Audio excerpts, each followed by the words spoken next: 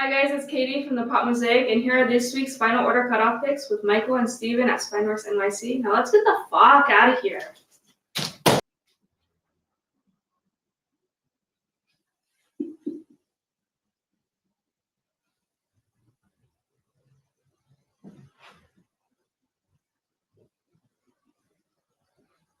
I think we're ready. Sup nerds, Michael Raphael here with none other than Steven's Nerd Corner. Once again with this week's Get the Fuck Out of Here, which stands for Final Order Cutoff. You dirty birdies, you. This week, I don't know, man. How are you feeling about this week? Was there a lot? Was there a little? We're still coming off of last week, which is a good week. It was. It's a little mixed. I think it's kind of a lot, but at the same time, it's not much. Yeah, I feel the same exact way. Should we paper, rock, scissors, let's see who goes first? Yeah. Ready? Paper, rock, scissors, says shoot. You win, sir. All right, so I'm going first. Go for it. This one I want to start off because I know we both have it, and it's a little funny with the covers. It's Absolute Batman number 20. Got about, I think, 8 or so covers. But my thing that I have brought up to you with, if you don't know, we're getting Absolute Robins. And all with about 4 of the variants, each Absolute Robin is getting their own variant. And I brought it to you just because, with comics, I know it might not technically be their first cover appearances, but I'm just thinking of, the ASM 299 and 300s and Hulk 180s, just people saying, no, these variants are first cover appearances of Absolute, Dick Grayson and so on and so forth. I mean, I think the one difference is the cover A has them all in their mech suits, right? So here's the cool thing about Absolute Batman 20. We're getting like a Gotcha Man Voltron kind of nonsense going on, and I'm here for it, right? So it's like, they were in these mech suits. There's a team of them. The open order covers, you're right, there are 8 open order covers and a 1 in 25 for 9 total distributor covers. So, that being said, add into the mix that there's any bajillion numbers of exclusive covers coming out. This should be an interesting one. Obviously, the hype around the 3 Robins has been around for a while. So I feel like this one's going to be ordered quite heavily. So buy this book because you want this book. But yeah, like you said, so we have 3 different covers with the unmasked faces, right? Yes. Versus the cover A that has all 3 of them in their respective mech suits. And that's what I'm going to call them until we find out what they're going to call them. So here's how it goes. I mean, pick your favorite, really. I wouldn't go crazy. Would it be a huge spec book for me? Maybe not, but it's definitely going to be an awesome book. They said there's other surprises in there. So Scott Snyder has not let us down yet. So this is a go for me. Yeah, definitely. I mean, Absolute Batman, even if it didn't have those guys on the covers, everyone's taking over. And each cover's got its own little thing. I think you pointed something out with one cover, and I kind of looked at the other ones. They're all a kind of a hat tip, if you will, to the other Absolute Universe characters. Like you noticed that one cover by Javier Rodriguez. Oh, yeah. It was a hat tip to Martian Manhunter. Yeah. The other was the Absolute Green Lantern. The other was Absolute Flash. So does that have something to do with everything, right? So you kind of have to wonder why they did that. I don't feel like there's no such thing as coincidence. I agree. So there's a reason they did that. We're going to have to read the book to find out. Yes, you can read comics. You can open them up and you can flip through the pages. There's words and you can read them and then understand what we're talking about. All right, let's move on. So this was an easy one for me. You put a monster in a comic or an alien in a comic and this guy is going to buy it. So Antarctic Press, Cryptid Corps, numero uno. Listen, Creature Commandos is awesome. I love it. Cryptid Corps, I'm a huge junkie on cryptids, aliens, and anything extraterrestrial and or paranormal. And we are going to get both in Cryptid Corps. The solicitation is just pretty vague, but you know what? Again, put monsters and aliens in something, I'm buying it. Now they're the good guys, even better. What do you think?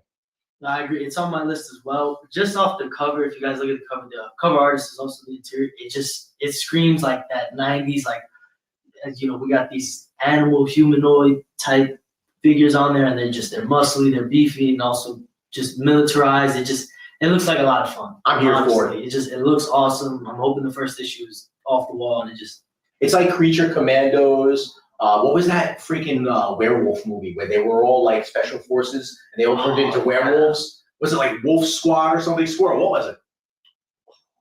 You know what I'm talking about, right?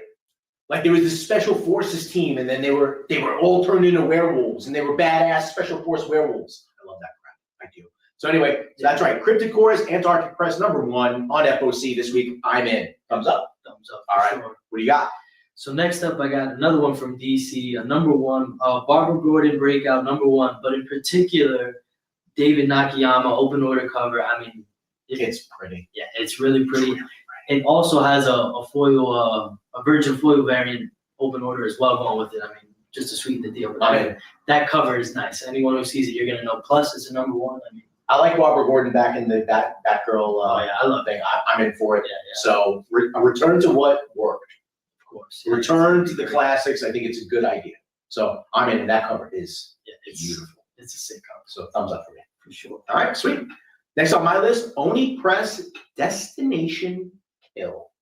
Another futuristic, postmodern world, apocalyptic ended, but not really. So this one is kind of cool though. So it's like AI and robots have become like, you know, the form of doing everything for us, right? It's pouring our drinks, making our food, kind of like what we see going on in real life. I like comics that mimic what's kind of going on in real life and giving you a what if scenario. Just like I love Terminator, just like I like all these movies, the what could happen if, right? Those types of movies, those types of properties, those types of stories resonate with me. I'm all for it. This looks pretty cool. It takes place in a futuristic London where it's, I guess, Central City, and there's a high-speed rail that goes from London to New York in 60 minutes. And I guess things start going wrong because, you know, of course, with AI and robots everywhere, things can go wrong. So I'm in for it. Sounds like a fun read. Again, I just like stuff. And we're not telling you you're going to get rich off of these picks. We're just literally telling you what we like. Yeah. You in? This one is also on my list. I just thought the aesthetic to me looked crazy. I mean, there's a girl on the cover. She's got this poofy hair, but it reminds me a lot of like this Jet Set Radio, just cyberpunk style. And I mean, and the art style just screams like manga. It really does. She's also got one of those battle suits on in one of the covers too. Yeah. I feel like battle suits are making a comeback, right? Everybody's doing battle suits now. We got the Robins in a battle suit. We got I think the THUM was her name. Yeah, something like that. I don't know. I think that was her name. Right. She's in a battle suit. So, you know, we're not fighting robots in cargo shorts. Oh, yeah, we're using battle suits to fight robots, dude. You know, like Ripley did not use, you know, a vest to fight the Queen Alien. She used a mech suit. Oh, yeah. All right, so we need mech suits to fight the robots, especially when it happens in real life. We should start building mech suits now. Just in case. To get those Jaegers going, you know, Pacific Rim. There we go. Exactly. So just in case, there you go. All right. Yeah, but definitely all in on I'm in. Destination Kill for sure. So next up for me, I believe this one was Oni Press, but the story was the title is Lenore Ghost Story #1. If you look at it, it's writer artist on it, so love that honestly. But the cover reminds me a lot of Dork. Mm-hmm. Plus, it has this Invader Zim. If you guys have ever seen like that old cartoon, it looks exactly like Invader Zim. And I think, you know, again with the writer artist, I'm always kind of leaning towards the writer artist, just to show love because that's tremendous talent. But I think it's very similar to Dork, kind of cartoony style. I think Only Boy is up for that. So Lenore is actually a spin-off from another universe where we had a character called Johnny the Homicidal Maniac. Slave labor graphics back in the day, put out this comic. It was an underground book. The writer and artist was talented then and talented now. And Lenore was a spin-off of that. There was also another one, I want to say Squee was another one from the same universe. And again, Lenore is a cool property. I didn't have it on my list because I don't know if it's ready for a grand audience. But if you are a fan of Johnny the Homicidal Maniac and connected properties, you can't go wrong by getting into Lenore. And Lenore was actually released by Slave Labor Graphics back in the day as well. So if you want to check your back bins for that, if this thing catches on, which I think a lot of underground properties will, it's a really cool story. And if you're into horror and kooky, weird stories like that, you will enjoy it. So I'm in. No surprise, Nectar 3 is on my list. Again, you put out a horror comic, I'm going to read it. Nectar's been a good read so far. Is it phenomenal? I don't know. I like it.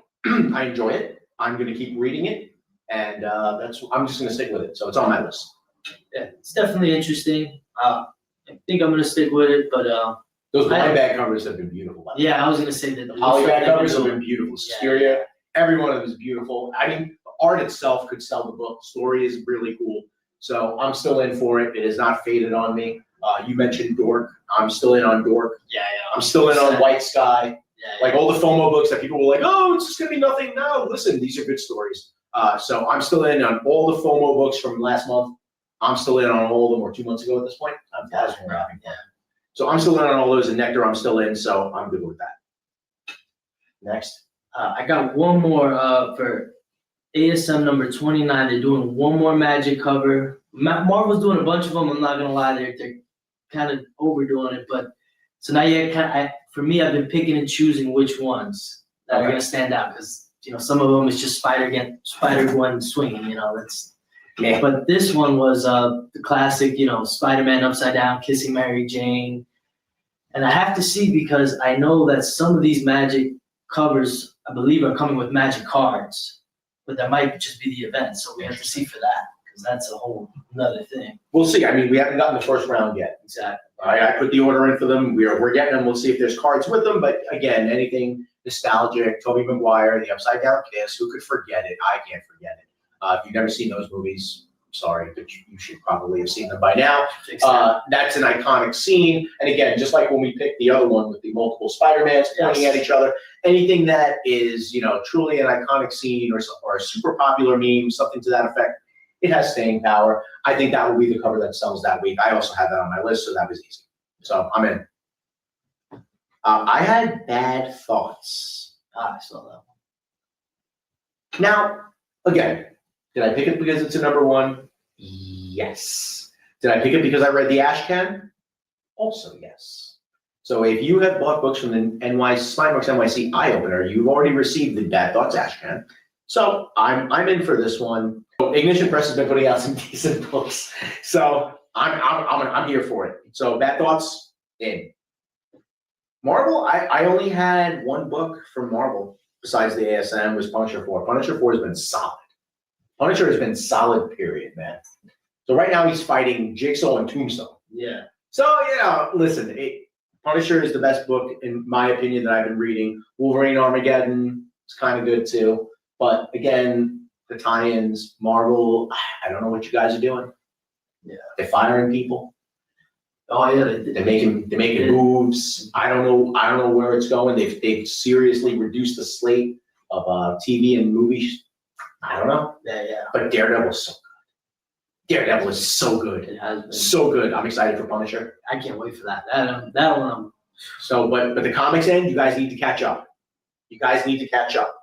Too much of it going into the back bins. My orders are getting lighter every week. I'm not going to lie. I'm not here to sugarcoat it. Them blind bags are not going to save you. They're not going to save you.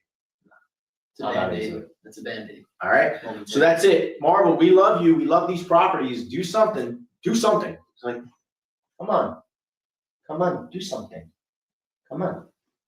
Or maybe they should look smacks. They're not look smacks. They should look smacks their comics now. Too busy Jester doing I don't know what's going on. All right, so anyway, I'm in for Punisher number 4. There was one that I looked at because it's a number 1. Maybe not. Did you hear about Mimi Green? No. It's about a social media influencer, very carefully, put together a social media presence. And then apparently some old tweets or some old posts or comments that she put up a long time ago came back to haunt her. So she needed to go to a retreat in this cushy place, yada, yada. Turns out, like any asylum, there's a bad part. Something in the basement. And it's, I don't know, some sort of evil force or something. Kind of got me intrigued, kind of not. I don't know. I might be in on it. It's a maybe for me. Yeah, it sounds kind of funny. I would like to check that out, kind of, actually. I mean, when you watch social media influencers get their just due. I mean, Especially if they could kind of tie that all, they're getting haunted by their evil tweets somehow or something like that. I think that'd be pretty. It goes to show you. You always got to think twice before you hit that send button, don't you? Unless you're like me, you don't really care. Because what are you gonna do? All right. So that wraps it up for this week's F.O.C. Steve, you have anything else? No, that's all for me. All right, so guys, girls, ladies, gentlemen, and everything in between. Thank you for joining us for this week's session of Get the Fuck Out of Here with Spineworks Comics, and get them final order cutoff orders in and support your local LCS, just like Spineworks Comics NYC here in Middle Village, Queens, New York. And just like that, we're out.